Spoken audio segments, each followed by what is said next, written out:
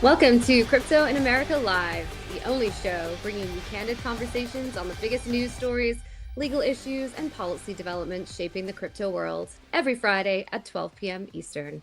Busy week in the crypto world. What's everyone been up to this week? I feel like I haven't even touched base with you guys this week. It's been so crazy. I'm in DC. Just checking charts, nothing else. Nothing going on. Yeah. Checking portfolios. I'm trying not to. Yeah, trying not to look at that. Guesstimating. Markets and policy have diverged again, right? Like the theme Yep. in DC is what shut down. So Elliot's been very busy and good to see you in town this week. Busy week. Yeah. So I'm in DC for DC FinTech Week. I did run into Gerald at Amazon HQ2 the other day, which is super cool, by the way. Little tidbit, when I was at Fox, I remember when they were building it, I was a PA and I was cutting video when they were building it, for, announcing that they were going to build this amazing headquarters in DC. And it was just sort of like they were breaking ground. And then I was actually in the finished building this week. It was kind of 7 years on. I'm like, wow, this is an intense space. It's beautiful over there. I don't know if you've ever been, Jacqueline. It's very Amazon of Amazon, if you know what I mean. Yeah, like Amazon, the company. Yeah. Yeah. Oh, okay. Yeah. I didn't know they were. As opposed to what? The rainforest. Like the country. Yeah. The country. The rainforest. You know what I mean? Like the. It's all right. It's all right. Is what Friday. I mean. We're just here. We're having fun. Yeah. Anyways, moving swiftly on, let's get into some of the guests that we're going to be having on today's show. We're going to have the inimitable Amanda Tuminelli, Executive Director and Chief Legal Officer. I'm still laughing at my country quote, at DeFi Education Fund, to talk about where we are a week on from the leak of the Senate Democrats DeFi proposal. We also have Jason Badeau, the CEO of DePIN company Daylight, which just completed a $75 million fundraise to help build a decentralized energy infrastructure network. So we're excited to get into those topics with our guests in just a little bit. But as always, we're going to kick off the show with the news segment. So let's get right into those topics. And as another week for TradFi coming into crypto, I mean, it's just sort of maybe just a non, maybe it's just a non-news at this point. It's just like it happens every day of the week. So, but we're going to talk about it anyway. BlackRock, let's start off with that. Diving deeper into the stablecoin market with the overhaul of its money market fund, BSTBL, which I believe stands for BlackRock Select Treasury-Based Liquidity Fund. It's evolving to give investors more liquidity, help managers establish reserves for stablecoin issuers, and widen access by extending its trading from 2:30 to 5 p.m. It's the latest sign that Wall Street's biggest players are moving closer to crypto's core plumbing. Stablecoin, obviously getting bigger stablecoin access, the stablecoin layer that powers much of the digital asset market. Any thoughts on this, guys? I mean, BlackRock is pretty in deep in all this stuff now, and pretty big themselves. That's right. I mean, it's overhauling one of the money market funds, like you noted, Ellie, and I think now it's opening the door up to institutional investors, and it could also manage reserves for stablecoin issuers. So I think it just kind of goes to the point, which we'll probably discuss with US Bank too, is like there's just so much stablecoin narratives out there, and like all these banks want in on it, whether they're creating their own infrastructure or they're like readapting what they have to kind of fit that. I think this is just like another indicator of that. Yeah, and for me, I think it follows this theme of like DC FinTech Week, where I think of that meme of the guy with the butterfly, where it's like, can I tokenize this? Like that's like any financial institution right now looks to be just like, how do we crypto this up a little bit? And it's been interesting to see. Yeah. So then US Bank as well, which is the 5th largest bank in the US, announced it's going to open its own digital assets department focused on accelerating stablecoin issuance, go figure, custody, and tokenization. Just another example of another major TradFi bank being like, okay, we're accepting crypto. Crypto's okay now. Let's open a dedicated department and unit to it. So right, just another example. I mean, the jury's still out to see if it's okay. We'll see, depending on the market. But yeah, I mean, it's a similar conversation, right? Where it's like US Bank wants to kind of accelerate the development and growth in this category, stablecoin issuance, custody, asset tokenization, and then just kind of like the movement of money. I think I'm curious to see like what is the timeline for all of these things to play out and like how well perceived they will be.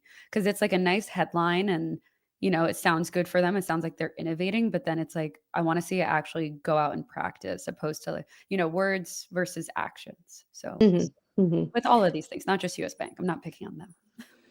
Yeah. And then there's TradFi banks getting into crypto, but then there's also crypto trying to get into traditional banking too, right? And I think we saw a bit of movement on that front this week when the OCC gave its conditional approval for a national bank charter to Erebor. Great name, by the way. It's an ode to a Lord of the Rings movie, or not a movie, but the trilogy, right, by J.R.R. Tolkien. It's a mountain in Lord of the Rings. But Nice. basically, yeah, I know. I love all that stuff. So like, sure. Yeah. Well, I'm like a total like I think that's fantasy the only like way to do it now. It's you got a Palantir, Anduril. Oh, there we go. There's the right. meme that Gerald It's was Yeah, there you go. referencing. Yeah. Is this a it's token? It's every Yeah. financial institution Is right this now. a stable coin? Yeah. yeah. So Peter Thiel has Palantir, Parma Lucky has Anduril, but it's funny because like these three are actually backing Erebor, right? So it's like very fitting.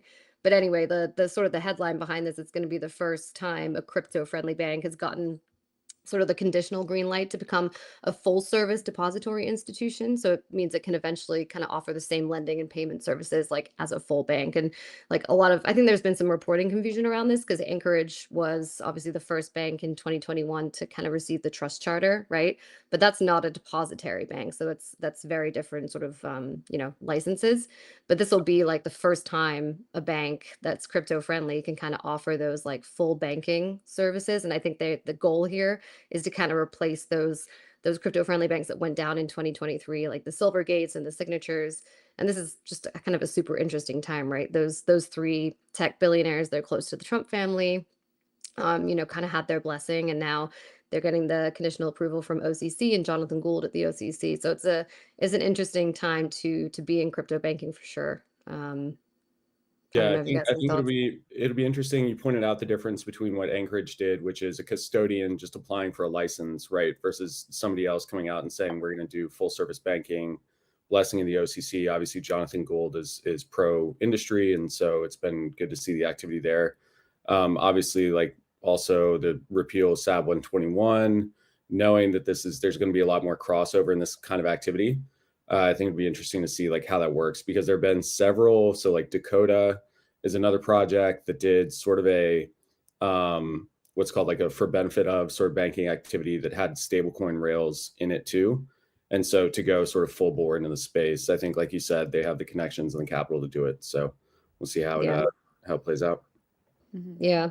Well, this is one of my favorite stories. There was a major oopsie this week when Paxos, We can't stablecoin have nice issuer, things. Oopsie. We we can't can't have have nice nice things. things. This is Gerald's motto, and like I'm Yeah. starting to see why like it literally might be the motto of the industry this year because it accidentally minted $300 trillion worth of PayPal's stablecoin PYUSD this week before catching the error and burning the tokens. But if you think about it, $300 trillion is a lot of money.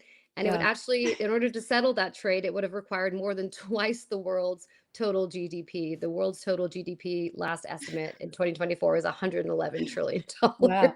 And Paxos had So triple that. Yeah. yeah, Accidentally. yeah. But it actually went out and people saw it and they were like, what is going on? I think a lot of people thought they were hacked. And Paxos had to put out a statement and say, nope, it was a fat finger mistake. Sorry, we haven't been hacked, but the situation has been dealt with. We're good. They burned him. They sent him out back and shot him. Probably too Yeah. dark to show. So this is one of those weird situations where like crypto actually does solve this. Like you don't need to be manually entering zeros. You can just do it with like a smart contract execution, like mint redeem. They don't need to have some guy with like a button, but they do. So You push the button. yeah, if you push the button, he was like, that's the right That was number of crazy. zeros. And just Right. yeah. Maybe they'll start executing on smart contracts now after that. Yeah. There we guess go. we'll Crypto see. fixes this. There we go. So close. So close. Another one, the DOJ has seized this week a record $15 billion worth of Bitcoin from a pig butchering scam. And I don't know if you guys, I cringe at that term. I But it's hate it. basically like it's a romance scam, right? You can just call it a romance scam operating out of Cambodia. And it's basically the largest seizure in government history. And the alleged pig butcherer Chen Zi, maybe I'm saying that wrong, but he's a Mhm. 38-year-old Chinese-born immigrant who was also known as Vincent. Vincent, we can He's say. Yeah. Vincent, yeah, Vincent. He still remains at large. So they haven't caught him yet, but you can see him there in the middle. He's the leader, but he was the Mhm. ringleader of this massive, look at this operation. I mean, it's huge. Yeah. But what I didn't realize is like when I read more about it, you guys get those, like, I mean, we must all, and probably everybody who's listening to this live stream too, like we get those text messages and it's like, hey, you know, Mhm. I'm looking to hire you for X, Y, and Z. I'm from this company. They Mhm. lure you in, and then they try and hire you or try and get you to send money to like a certain place. And it's basically people who are like forced into these like massive like warehouses, and they're given phones, and they're forced to like send you these messages and try and extract money from you. But it's like a whole business. I didn't really quite realize the scale of it until I saw there were pictures in the article. It's like Yeah. walls of cell phones that they force them to use. It's It's crazy. crazy. I mean, the pig butchering is definitely part of it, but, like, the Prince Holding Group, which is what he kinda was the ringleader and founder of, is a massive conglomerate across 30 countries with apparently, like, 10 different compounds in Cambodia for 10 different operations. So, like, the whole Bitcoin pig butchering scam side of things was just, like, one of the operations, which is kind of Yeah. crazy. But I'm pretty sure it was, like, one of the largest fraud operations in history is what, like, the Brooklyn US attorney said. So 15 billion in Bitcoin, that is wild. Yeah. And then some of this may be used, because I know some of it will have to be returned to the victims if they can identify the victims, but then some of this may be used to fund the strategic Bitcoin reserve. I mean, I think the government now has something around like $35 billion in Bitcoin holdings or Do crypto they? holdings, Yeah. which is a lot more than they had like a year ago. Wow. Yeah. So yeah, Yeah. No, it's proponents of, yeah, we'll see, right? Tax neutral. Just right. just take just take the criminals Bitcoin and yeah, we're on the right track. Yeah, Yeah. exactly. Well, let's finish with the Binance news. I mean, it was a crazy, crazy week, or a crazy weekend, I should Mhm. say. After the flash crash last Friday, I think there was some evening out, but Binance launched a $400 million sort of you know trust us again initiative. They called it a together initiative to restore their user confidence after last Friday's crash. They said, they're giving away 300 million in USDC stablecoin payouts to users, with $100 million on top of that in loan funds for institutions. And I think this is kind of like a sorry Mhm. after some of the depegging that we saw go down last Friday, and kind of like, all right, come trust us again. If this happens, we're going to give you your lost money, lost funds. I've never seen anything like this before. I don't know if you guys have, but like, you put money in the market, you lose it. It's kind of like, sorry, you lost. Like, this is kind of the way of the market. But like, I've never seen a company, especially this size and scale of a payout, do something like this. But it's pretty remarkable. Yeah, it is, but then I was reading some of the comments, and, everyone in crypto is, like, never satisfied with anything. You could give them, like, a free airdrop for a project they weren't even involved in, and they're still like, "That's it?" You know?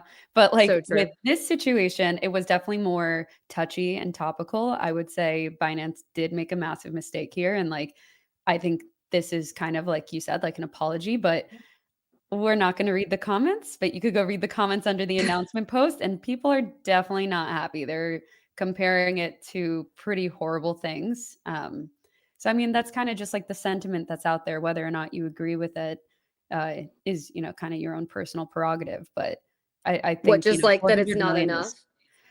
yeah, they're kinda saying it's like, "Oh," it's like, oh god, I really don't wanna repeat it, but it's kind of like an abuser victim situation where they're like, "Oh, sorry, here," and they toss something at you and expect you to just be, like, happy with it, you know? Well, Gotcha. yeah, I think it is like the industry has a very love-hate relationship with Binance, right? They're Mhm. obviously like huge in the space. They do so many things. And what really was rough about this for them is how bad the timing was. Yeah. So we just had Coinbase announced they're going to list BNB. We had a lot of sort of activity in the space. We've got like TGEs, new listings, things like that are coming out.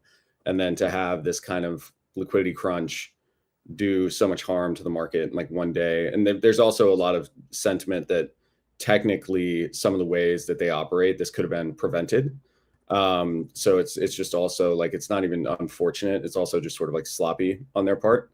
And so I think they'll recover. They will. I will say also on top of this, we were talking earlier about there was a sort of reply guy who got into a bit of a spat with Binance over listing fees, who's been kind of making the rounds. So we don't need to talk too much about that.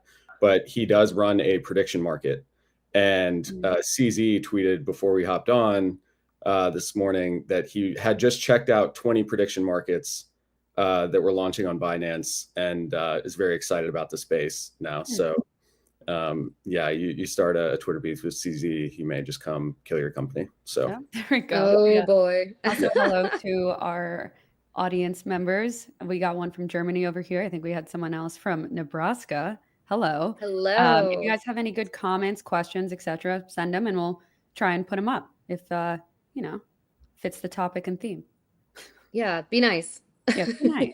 Yeah. I think we have 2,000 live listeners right now, so we love it. We love you guys. All right, well, let's get to our first guest of the day. He is the CEO of Daylight. The 3-year-old company just announced a $75 million raise this week, led by Framework Ventures. It's focused on DePIN, or decentralized physical infrastructure networks, to improve energy distribution across America. Let's bring in Jason Badeau, CEO of Daylight. Jason, welcome to the show. Thanks so much for having me, guys. Excited to be here. Excited to I think have he's you. on mute. No, I hear him. There we go. No, I don't hear him. Oh, well, I hear Jason. No. Jason. Okay. Yep. Now I hear you. There we go. There we go. We'd like to start by asking, what does crypto in America mean to you? And I think, for Daylight, it's a bit different because you guys have this like more mainstream, understandable concept by kind of disrupting the energy market. But like, there is also the DePIN aspect, right? So like, what does crypto in America mean in the context for you right now? Well, I think of crypto generally as the future of capital markets. And the United States has led capital markets for, the last several hundred years. And we plan to continue to lead the capital markets and for the next several hundred. In order to do that, the United States needs to adopt these technologies at scale. And so, in our implementation at Daylight, I think we're hopefully kind of showing the world that these technologies can be used in a way that is compliant, is interesting, and just builds better businesses and better business models that are kind of unique and compelling and differentiated from the business models of the past. So that's really how I see it. It's simply new technology that extends what capital markets can do for companies like Daylight and other companies out in the world. And then on the front of Daylight, obviously it has the focus in energy, right? But what is kind of the building on top of decentralized rail aspect? Why go that route opposed to what we've seen historically? I think there's two really key problems when it comes to scaling distributed energy. So if we back up for a second, we're in a bit of an energy crisis in the US. For the last 20 years, energy demand has actually been pretty flat. So any growth in energy demand has been offset by efficiency gains.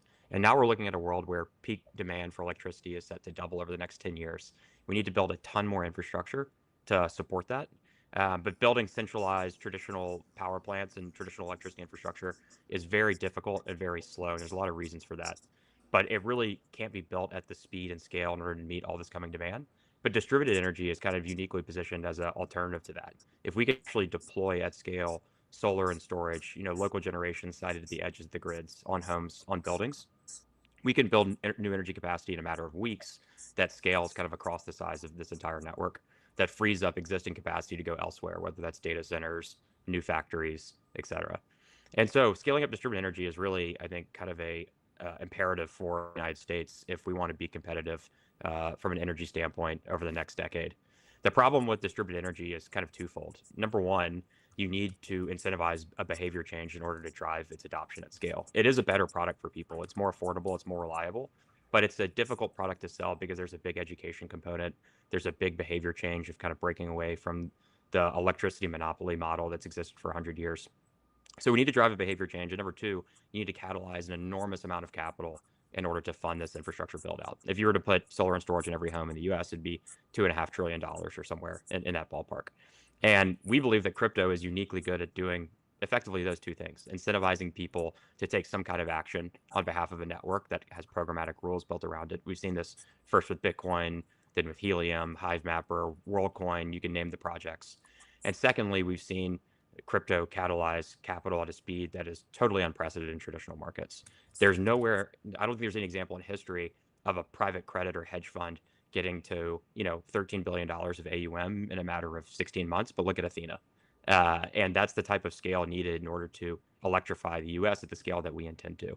So as we looked at the world of technologies, we can go to traditional capital markets and negotiate bespoke private credit deals with gate-kept private credit funds, or we can go program a really interesting energy economy and make these financial products available globally to anyone to participate in, and make the opportunity for people to come to distributed energy more rewarding and incentivized from the get-go. Crypto uniquely allows us to do both of those things. Yeah. So Jason, you guys decided to do something really heavily regulated in an industry that is also really heavily regulated. So how do you guys navigate, like, energy markets in the United States seem to be heavily localized, but also there's a lot of barriers to entry and things like that. You guys have clients on the traditional energy side. What has it been like just navigating the regulatory environment, one, through like the DePIN lens, and then also just dealing with like energy markets in the US? You're absolutely right. I think you would love to see our legal bills of navigating both the energy and energy tax credit side, crypto policy. It's quite interesting. You're right. It is a regulated industry, but it's one that has evolved a lot over the last few decades. So power markets have largely deregulated in most developed countries. If you look throughout the U.S., there's kind of 7 major deregulated power markets. And when we say deregulated, that actually opens up participation for generation to compete in a commodity market, just like you would compete in any other commodity market where you're producing a commodity. And so throughout the U.S., the majority of the U.S., there's competition around electricity generation. The utility kind of owns the distribution and usually the retail supply, but in certain areas, also the retail supply is competitive with electricity. And the market has continued to deregulate. So in 2020, there was an order passed by FERC, who governs the electricity grid, called Order 2222, that actually enables aggregation of these small distributed energy resources, the ones that Daylight works with. Think solar and storage on people's homes. You can actually aggregate these through software now and broker that pool of capacity directly into these wholesale energy markets, just like a big traditional power plant can. So the regulation has really evolved to enable models like ours to exist, where they wouldn't, 5 or 6 years ago. So I think that's a pretty interesting viewpoint of where the U.S. is going when it comes to energy policy. It's, throw everything at the problem. And distributed energy is going to have to be a major part of that. So when we focus on go-to-market, though, I think practically we particularly look at markets where there's an acute problem that is very clearly driven by, you can look at the market and just look at the retail rate of power and see that there's very acutely a problem. Power prices much higher than the national average, and markets where there are these deregulated opportunities for participation directly into the energy market. So that's kind of how we find the concentric circles of where we want to start deploying and then scale outward from there. Mm-hmm. Jason, the company is also introducing something called DeFi, which I read is a new yield protocol that opens energy infrastructure to decentralized finance, which allows investors to earn yield tied to electricity revenues. When is this rolling out, and who is the market that you're targeting for this? And also, from a regulatory perspective, can you kind of break down like how you're envisioning that sort of working? Of course. Yeah. So if we kind of take a step back, you can think about Daylight as a new kind of energy network, right? That connects people, capital markets, and power companies in the grid together. And so what we're doing in kind of this 3-sided marketplace is connecting homeowners and businesses with solar and storage, giving them more reliable and affordable power without any kind of barriers to entry, and incentivizing them to take that action. We're opening up global participation in electricity for the first time through on-chain markets, which is the DeFi component that you're talking about. And then the third component, which we just spoke about, is power companies can actually tap into this aggregation, this network layer of all these assets, and utilize them to support the grid when the grid's strained. And so DeFi is that capital markets component of the network that really supercharges growth and deployment, because these systems are expensive. It's $25,000, $30,000 to deploy solar and storage to a home. That's a lot of cash for someone to come up with, or you have to take out a loan, which is something most people don't want to do. The way Daylight works uniquely is in our subscription product.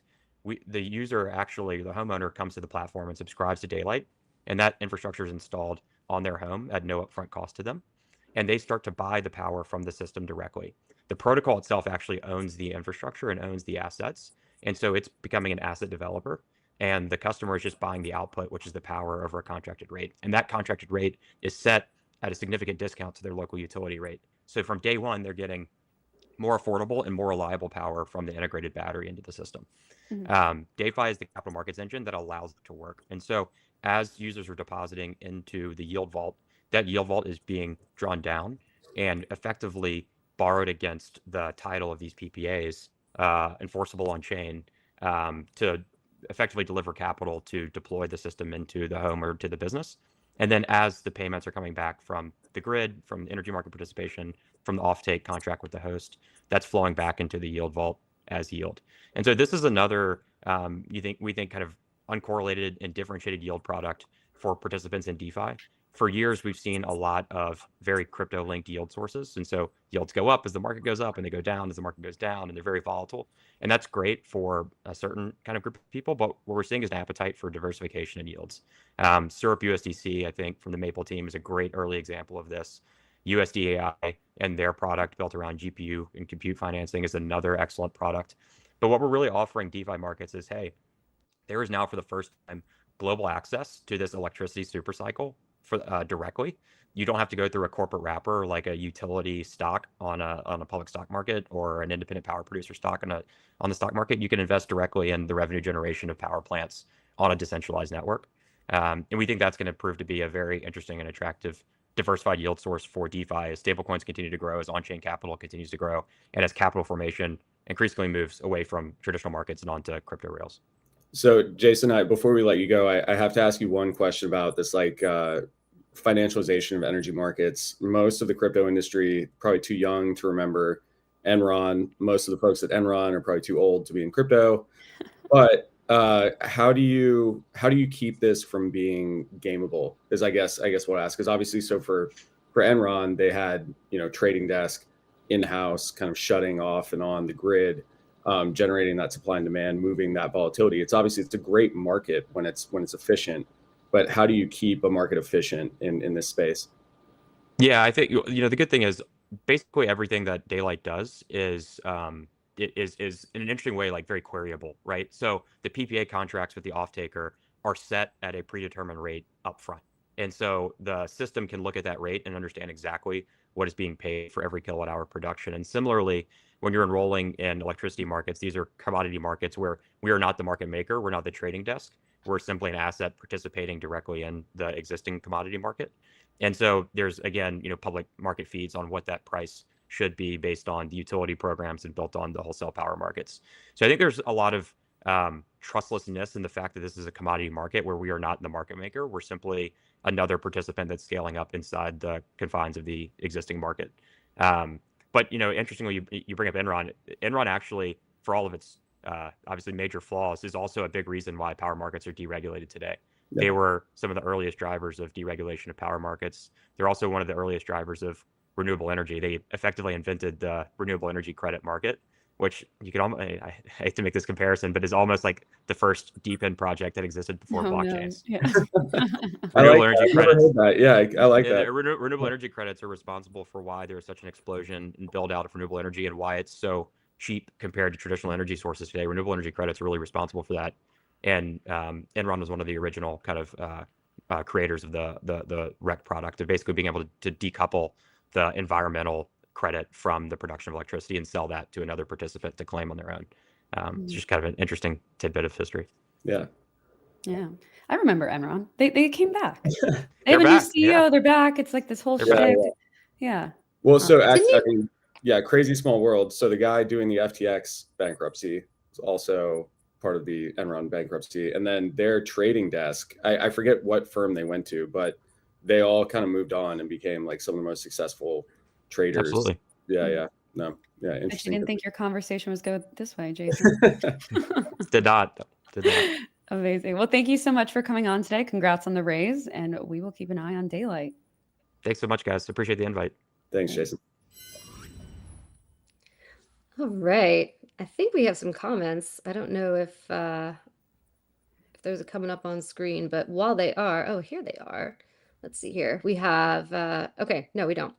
That's okay. We're going to right to our next guest. Unfortunately, we cannot comment on specific tickers. We love you guys, but yeah. That would be my feedback, right? Yeah. I don't even see that. Yeah. Okay. Anything new on Clarity Act? It's been sitting in the Senate for a while now. Okay, wait, this is perfect. Coming on to talk about Vince Parada, you teed us up so perfectly. Okay, so with that said, let's get Amanda Tuminelli, Executive Director and Chief Legal Officer of the DeFi Education Fund. She is a leading voice in the DeFi community. She's been a fierce advocate of protecting software developers and the rights to self-custody and pretty much anything DeFi related here in the US. Amanda, we've been wanting to have you on for so long now, so welcome to Crypto in America Live. Thank you. Thank you for having me on and for the kind introduction. Of course, of course. Welcome. Let's start with sort of a temperature check and a quick rewind for our listeners who may have missed what happened last week. Can you give us sort of a recap on the leak to DeFi proposal from the Senate Dems working on market structure legislation that caused, frankly, so much outrage from industry? Why was that so egregious? Sure. Yeah. So just backing up, and I think the comment that you just got is a great introduction to this, just to understand what's going on in market structure as a conversation generally. The Clarity Act was the House version of market structure, passed with a bipartisan supermajority out of the House. Then it was the Senate's turn to weigh in and come up with either their own draft or modifications of what passed out of the House. So the Senate Banking Committee, Republicans were the first group to release a draft of market structure, and it actually had the best developer protections we've ever seen in that bill. It did a really good job of describing the technology and protecting people who create infrastructure, who enable things like self-custody, who create DeFi protocols and front ends. And now, and then in September, Senate Banking Democrats put out their draft of market structure principles. And these were also a productive step forward. They explained what Senate Banking Democrats were thinking about. And then we get to the drama of last week. So a document leaked that was supposed to represent some version of what 12 Democrats were going to propose to Republicans on the Senate Banking Committee for their draft of market structure. But this was only one very small part of the overall market structure bill, right? The whole bill describes how to digital commodities, describes how you should think about crypto, just ancillary assets, right? Like structures the market, who should register with what commission, and who should do disclosures. The draft that leaked last week only focused on DeFi and did not touch the other 100 and something pages of the bill. So the reason it caused such a controversy is because the draft was not as technically sound. It did not have, it did not treat the technology the way that it should. So DeFi means intermediary-less finance, right? Finance where we all engage in self-directed transactions, peer-to-peer, where we custody our own funds. We trust in software, automated code to accomplish those financial transactions. We do not trust in third parties. The Senate Banking Democrat draft basically would force there to be intermediaries in DeFi where there aren't any. It would make it very hard for wallet providers to create non-custodial wallet technology because it would require them to register as securities brokers, which they are not, something that was settled by a court in the Coinbase case, for example. So the draft was really threatening to DeFi, honestly. And after it came out, many of the Dems in that group did make it clear that that was not what they actually thought should happen. They did make it clear that that draft was not meant to be seen by everyone and that they were hoping to work with the industry more. And I have to say that since that time, we have actually had very productive conversations with the offices that were connected to that draft. But that's the high level overview. Happy to go into specifics if you have any questions about it. Do you feel like now things are kind of like coming up for air and it's not as tumultuous as it felt a week or two ago? Yeah, I think that everybody is trying to be productive now and try to see a way forward where we can get to something that works. I think that, crypto Twitter does its thing. Everybody reacts. Also, like, as somebody who cares deeply about DeFi and software developers and the technology, like it was shocking to see a draft like that come out. We at DeFi Education Fund do a lot of education, and we really go out of our way to work directly with lawmakers to help them understand the technology. So it was disappointing to see a draft come out that did not accurately represent the technology or the people creating it. But we will keep doing that work, right? Like the whole industry, I think, is dedicated to doing the education necessary and to making sure that we get to a place that works. And I think what is really clear from all of this is people are not willing to compromise on DeFi. Like this is not the place where the industry is going to take a compromise position. And Amanda, there's been a bit of a shuffling on sort of the counterparties here as well, right? Like I think I've heard that Cory Booker has gotten more sort of involved in the discussions from the Dem side. What has that been like in sort of dealing with the different voices on that side of the aisle on this topic? Yeah, so I would say it has been very productive this week. I think it has been a really positive step. We have we've reached out to make sure that we can be a resource. I know others in the industry have been having productive conversations. I think Senator Booker, Senator Gillibrand, Senator Gallego, like these are people who have been really pro crypto over the past few years and want to continue to work productively with the industry. So we've had a good experience. I know that there's going to be more efforts to educate staff coming up in the future. And I think that will be really helpful because staff have a lot of power, right? Like they're the people working on the draft, working hard to understand this. So we're hoping to get to speak to them directly and help them understand how the tech works. Yeah. Your team also passed along a letter that was sent out recently to the Treasury for basically a response to the Department of Treasury's request for comment on innovative methods to detect illicit activity involving digital assets. We were kind of talking about pig butchering at the beginning of this episode, which maybe wasn't addressed in the letter, but like there's a similar theme here of kind of like the illicit assets, or I guess the illicit activity around digital assets. Can you kind of express to us the significance of sending this letter? What were like the key points that you guys were trying to get across alongside the other people co-signing it? Yeah, so obviously Treasury has to implement the Genius Bill now, right? And so as part of that effort, they have requested information from the industry about what can be done to address illicit finance. And we, of course, want to be productive. Nobody wants to address illicit finance more than this industry does because it really does make it more difficult for all of us to do our jobs. So we partnered with others to talk about the things the industry has already done to start combating illicit finance, even without rules, even without a mandate. There are so many different solutions out there that people are working on. There are also groups who are working in real time, like the SEAL team, like TRM's Beacon Network, who are working to respond to a hacker exploit in real time.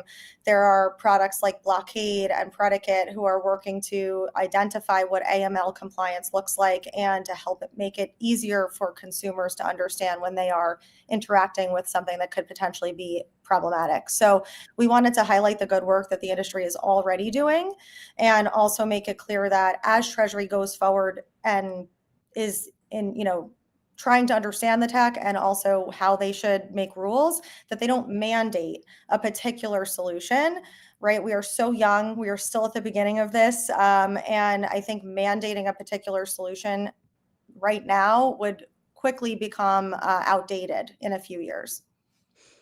Amanda, there's a CEO roundtable next week with some of the Democrat offices, some of the 12 Democrats who are involved in helping out or writing market structure legislation. And it seems to me like before this whole DeFi proposal drama went down last week, that some of those offices were reluctant to take meetings with some industry folks because maybe they thought, at least it was kind of portrayed to me this way, that they thought, they don't want to meet with folks who are, directly involved in industry because it might look like they're kind of like writing rules to favor. But do you think that, maybe now they're coming to the conclusion that, this is a very complex part of the industry, the DeFi side of it, and that meetings and kind of talking through these issues might actually be, really necessary to kind of figure out how to regulate it? Because, at the end of the day, this is probably like the most complex technology, aside from AI, like out there, and they need to figure out how to get it right. Is that sort of maybe the conclusion that they've come to at this point? And this is why now you're seeing these meetings and these roundtables to kind of come to, an agreement and be on the same page? I mean, I hope that's part of the conclusion that they have come to. Look, DeFi is hard. It's the hardest thing to understand. It's the hardest thing I've worked on as a lawyer, right? To apply law to an area that the laws were not designed to address when they were written 100 years ago. So it is hard. I do think there is also an aspect of this that I don't know if everyone understands how ideological this industry is and started and continues to be. And when you threaten DeFi, you are not just threatening like this cool new asset class that people make a lot of money on. You're also threatening what people believe to be the right answer, the thing that they most care about, their ability to custody their own assets, their ability to interact peer-to-peer without a gatekeeper.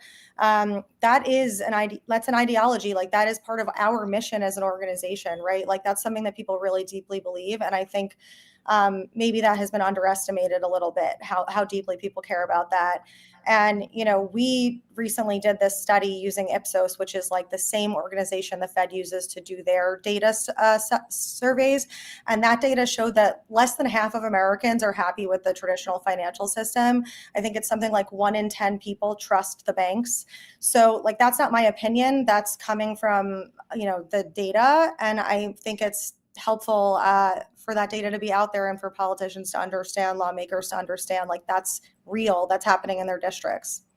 Yeah, Amanda, I think a bit of the bear in the room is that it's going to be January in like 5 minutes. I feel like this fall is just flying by. And with that said, I'm curious about your thoughts on how this impacts 2026. There's kind of I feel like almost a motivation from both sides to not have a vote on market structure before the end of the year, right? To not have that record of who stood where going into the midterms. And with the shutdown, it feels like we're probably not going to get that vote. What are your thoughts on where that leaves us with market structure going into 2026?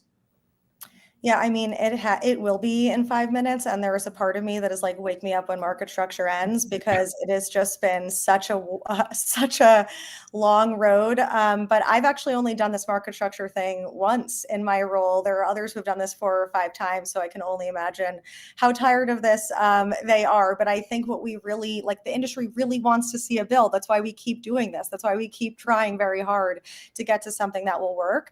And it won't end. Like, even if we don't get a bill this year, it's not over. It will just be next Congress that we will do this all over again.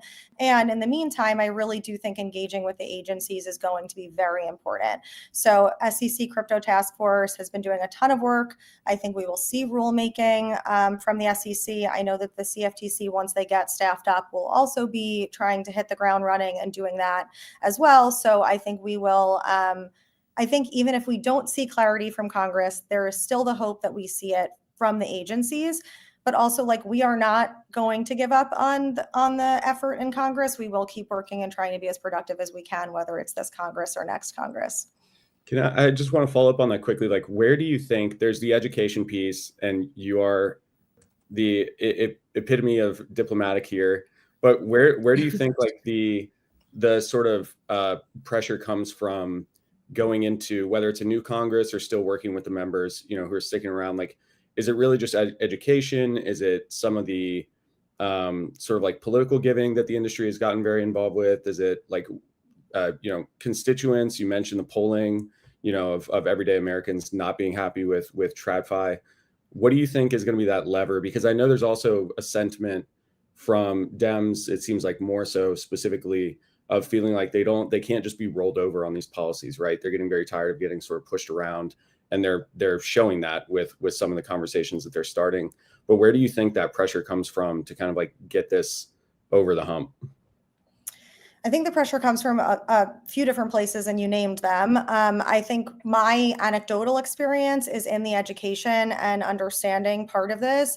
We do a lot to try to help people understand how an intermediary-less, trustless system works. I think that there is a couple different things that happen when we talk to people about a peer-to-peer automated network. I think they don't believe us when we explain that there actually is not a third-party gatekeeper or third-party access point where you can just flip the switch and say, hey, you can't access the system anymore. I think there really is like it's cognitive dissonance, like they can't understand. And I think the conversation has advanced to the point where we are actually talking about in detail what control means, right? Like that's not what the conversation was 2 years ago. So there has been progress because of the industry's education efforts, but we still have a ways to go. I think one of the other biggest challenges is that when there are hacks and exploits, that tends to be the only thing that people focus on. They tend to only see illicit finance as like the only thing that needs to be focused on, right? Like this bill does so many things, and we are only talking about illicit finance and DeFi, which is like 3 pages of an 100 and something page bill. So it's unfortunate. Like I've had members of Congress's staff say to me that like they think DeFi is crime, and we have to like get past that part of the conversation to help people understand like DeFi is such a small segment of the overall crypto market. And then within DeFi, the illicit finance part of it is also such an even smaller segment of it. And so many of those issues are really cybersecurity issues. They are not issues related or inherent to DeFi technology. So for me, those are like the 2 biggest challenges that I see. It's like 1, people assume there's a gatekeeper. They assume there's an intermediary somewhere. And 2, they just think that illicit finance is like the biggest problem to solve. And it is a big problem. It's just not the biggest problem. It's not the only thing that we should be focused on. Mm-hmm. Amanda, you mentioned control, and much of the House's Clarity Act involves assessing whether a protocol is under common control or not. If we don't get market structure and a lot of this stuff, well, I guess if we do get market structure, a lot of this stuff will be kicked to the SEC and to the agencies to write rules anyway. Would you say the SEC is kind of equipped to write rules on this stuff? And will there be challenges, do you see, in administrating those rules? I mean, it's a tough subject. It's the toughest subject, yes. And like my definition of control or what I think DeFi is could be different from what another person thinks. Even within my team, like we've ongoing debates about whether things are decentralized and what does it mean. Right. And I think there is nobody better positioned right now than the SEC Crypto Task Force. Like every member of the task force we have worked with really understands the tech and wants to get it right. So, to the extent that it's within their jurisdiction at the SEC, right, they deal in securities. So to the extent that it's within their jurisdiction, I think they are very well positioned to do rulemaking on something like tokenized securities, which could provide a ton of clarity especially if they want to explain how tokenized securities could be traded in other places, including in DeFi, right? So there's ways that we can get clarity for DeFi, even if it's really going to be a rulemaking about tokenized securities. But I do think the SEC is well positioned. I am really hopeful that the CFTC will end up being well positioned once they have everybody in place that they need to. But like they're asking the right questions. And I think that's really important. Like there's been a really solid show of trying to figure this out before making rules, which is, I think, the model that everyone should follow. Like understand the tech before you try to regulate it. Mm-hmm. I also have a question, Amanda, on the front of like timelines for your team and others that are working on initiatives in DC. Like obviously under this current administration, it's very pro crypto, but then we don't know what happens after maybe 3 years now. So I feel like there's definitely a timer on that front, but then within those 3 years, like are there certain deadlines and markers that you're really trying to hit internally? Obviously we have market structure, clarity, et cetera, that are hoping to go across by the end of the year. But otherwise, like, what do you think about on that front? Is there certain markers in your mind to really like excel and move forward on this front? Yeah, I mean, I think it will be very hard to get a market structure bill through once election season starts again, which means like we have another year really before people's attention starts to shift in Congress towards upcoming elections. But that doesn't mean it's impossible for it to happen after that. It just makes it harder. People will be campaigning in their home offices and things like that. But for the agencies, I think it's really, like this administration has shown a huge appetite to make productive things happen, which does give you a 3-year clock as you highlighted. But the genius implementation will take longer than that, right? There are some things that will happen sooner, but there's like a long list of deadlines and rulemakings that need to happen. And you may remember from when the SEC tried to amend the ATS rule, which was the exchange rule, that comment period got reopened 3 times because there were so many comments from industry. Like, rulemaking is hard. Policymaking is really hard. But the best part about rulemaking, in my opinion, is that it is available for public comment, which is the best way for the industry to weigh in. So if it takes a long time because people are able to put in their feedback and make rules that work, then that is worth doing, then it is worth taking that time. For just going back to market structure quickly, I know we keep going on about it, but I just was reminded of something that I know you were at DeFi Week yesterday, Amanda. You had the panel a couple after me, but I was just reminded of something that I was brought up in my panel, just about DeFi is going to exist no matter whether there's rules in Congress or a market structure bill or what. It's come this far, and it's not going to just go away. But I guess maybe the biggest thing that could come out of this bill would be protections for software developers, and that's something that DeFi Education Fund has been very focused on. Is that sort of the thing that you guys are maybe worried about the most if we don't get a bill, that there will be a case for another administration to come in and start prosecuting software developers in the US all over again, and with a market structure bill there will be some protections in there, at least hopefully, and that's maybe the key thing that you guys want to get out of this? Yeah, I mean, developer protections are the red line for us. Like, that is the hill we will die on. It is the most important thing. It should be the most important thing. We can't expect people to build in this country if they're worried about going to jail. So we had a coalition letter, 115 plus other organizations signed on saying developer protections are a necessary part of market structure. That is really powerful that the industry could come together in that way. I'm really hopeful that developer protections will stay in the bill. If they don't stay in the market structure bill, there are other ways to get developer protections into law, and we will be pursuing all of those efforts, right? There are other bills that we could amend with an amendment that includes developer protections. Like the BRCA was a standalone bill before it was included. The Blockchain Regulatory Certainty Act was a standalone bill before it was included in market structure. We also can have protections from the agencies, even though it will be limited to their jurisdiction, but still helpful. And then we have statements like from the DOJ about how they're not going to prosecute software developers under Section 1960 when they don't take custody or control of customer funds. So all these things paint a picture of providing protection. And there's also the commercial reality that as people continue to build for the next 3 years, it will be even more widespread, even more widely adopted. Hopefully people will understand the tech even more 3 years from now, and therefore not try to make rules that don't work for the tech. So I think the future is hopeful with or without market structure. And certainly that's the thing that motivates us the most. We will, if things change and there start to be enforcement actions again, like, okay, we've sued the government before, we're happy to do it again. Like, we'll do whatever we can, wherever we can. But I do think that we have many avenues still available to us. Yeah, Amanda, you're going to get me fired up talking about suing the government. But I think the takeaway is job's not done, right? So hopefully we have another, and you have a future, I think a bright future ahead. So hopefully Max. we'll see 3 years before we talk to you again, and 3 years before we make progress here. So really appreciate the conversation and look forward to checking in as things move along. Thanks for having me. Thanks, Amanda. Thanks, Amanda.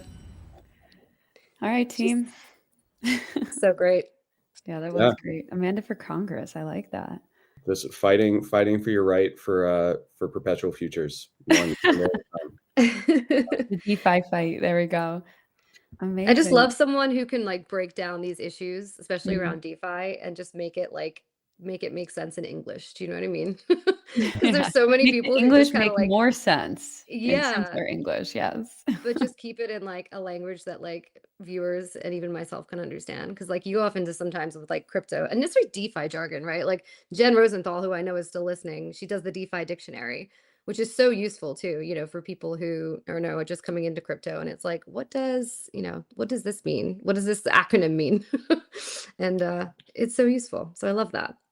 But this was a great show, guys. We let's see, how many viewers are we up to? I think 7,500. So we love that, and thank you. Let's see if we can beat it next week. But thank you for tuning in. We will see you guys next Friday. Hopefully another busy week. And have a great weekend. Thanks, guys.